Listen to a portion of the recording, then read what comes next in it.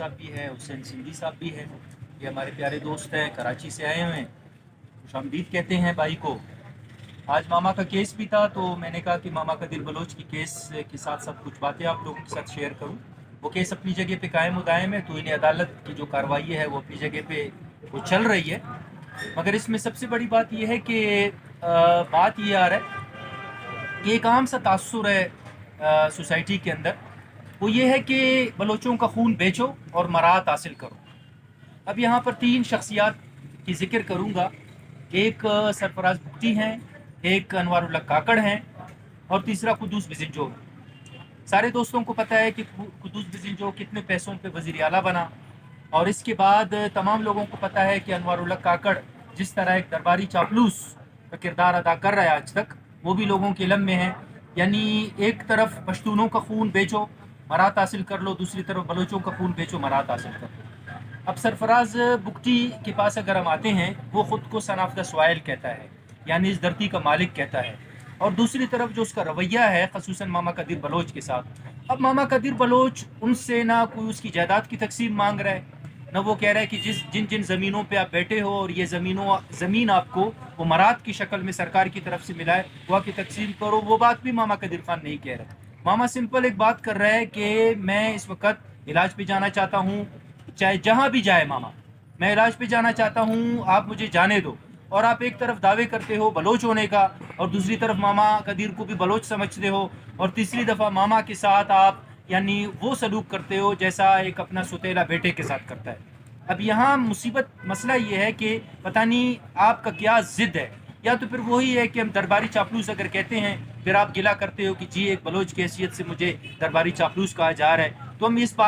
بات پہ کہنے میں وجہ ہے کہ بلوچوں کا خون بیچو اور مراد حاصل کر لو۔ اور دوسرا جیسے دوستوں کو پتہ ہے کہ انوار اللہ کاکڑ وہ بیچارہ اتنا بیچارہ انسان ہے کہ وہ یونائٹڈ نیشن میں جا کے اس کے پاس کوئی کیمرہ مین بھی نہیں ہے۔ میرے پاس کیمرہ مین بہادر کی شکل میں ہے، وہ میرا ویڈیو بنا رہا ہے، لیکن یہ شخص کے پاس کیمرہ مین نہیں ہے، اپنا فوٹو خود لیتا ہے ماما۔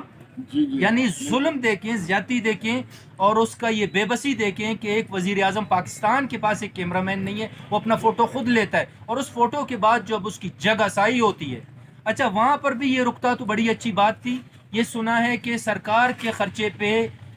یعنی ایک چارٹر جہاز میں اس وقت جو قوم کی حالت ہے، جو پاکستانیوں کا حال ہے، یہ اپنی انتڑیاں بیچ رہے، اپنے گھر چلا رہے۔ تو انوار الحق ایک طرف دعویٰ کرتا ہے کہ وہ پاکستان اور پاکستانیت پہ یقین رکھتا ہے، دوسرا چارٹر جہاز لے کے گیا۔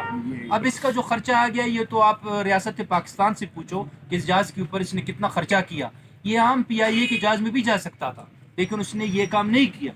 تو بہرحال اس نے ایک اور خواہش کا اظہار کیا کہ چونکہ میری بیگم بھی میرے ساتھ ہے، میرا بیٹا بھی میرے ساتھ ہے، میں نے ایفل ٹاور میں جا کے لنچ کرنا ہے، اور اس کی یہ خواہش بھی انہوں نے پوری کی، جا کے ایفل ٹاور پہ وہ جا کے لنچ کر کے بھی آ گیا۔ اب بات یہ ہے کہ اچھا ہے اس نے 15 سال ایز افغان مہاجر بن کے انگلینڈ میں گزارا، اس کے باوجود بھی اس کی نادیدگی ختم نہیں ہو رہی ہے۔ اب اگر یہ میری طرح پہلی دفعہ یورپ کو دیکھتا تو میرے خیال سے واپس پہ وہ ڈنڈے بازی پہ بھی پاکستان نہیں آتا۔ تو دوستو، یہ ہمارے حکمران ہیں، یہ ہمارے حکمرانوں کی کرتوت ہے۔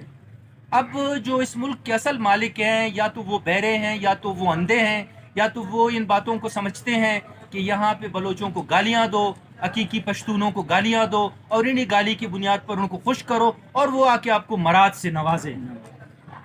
یعنی اس ریاست کا یہ معیار ہے۔ تو میں اس ریاست کے اس معیار کو، میں اس ریاست کی بدنصیبی سمجھتا ہوں۔ وہ بدنصیبی اس لیے سمجھتا ہوں کہ آج یہ ریاست کا جو آئینہ ہے یہ عوام ہے۔ اگر آج حکمران آ کے روڈ پہ میری طرح نکلے اور تقریر شروع کرے، میں کہتا ہوں اسے جوتوں کا آر پہنایا جائے۔ اس کی بنیادی وجہ یہ ہے کہ 10,000 روپے کا ایک ملازم ہے، 30,000 روپے کی بجلی کے بل آتے ہیں اس کے، اور پھر آپ کا بدماش پولیس والا اس کو کلاشنکوف کی کنداخ میں مارتا ہے۔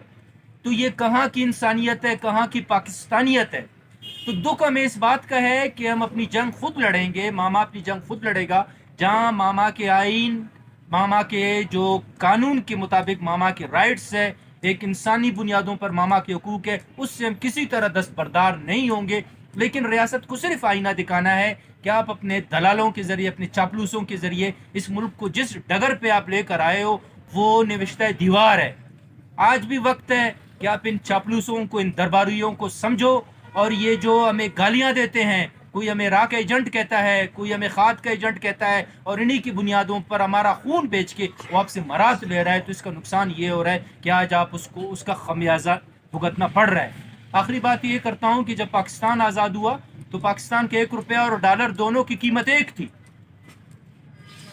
آج آپ کا پاکستانی 300 روپے، ڈالر آپ کا 1 روپے ہے۔ تو یہ شومی قسمت ہے اس ریاست کا کہ یہ ریاست اپنا حقیقی دشمن اور دوست میں تمیز نہیں کر سکتا۔ تو انہی باتوں کے ساتھ میرے خیال سے ماما قدیر کا آج موڈ نہیں ہوگا بات کرنے کا۔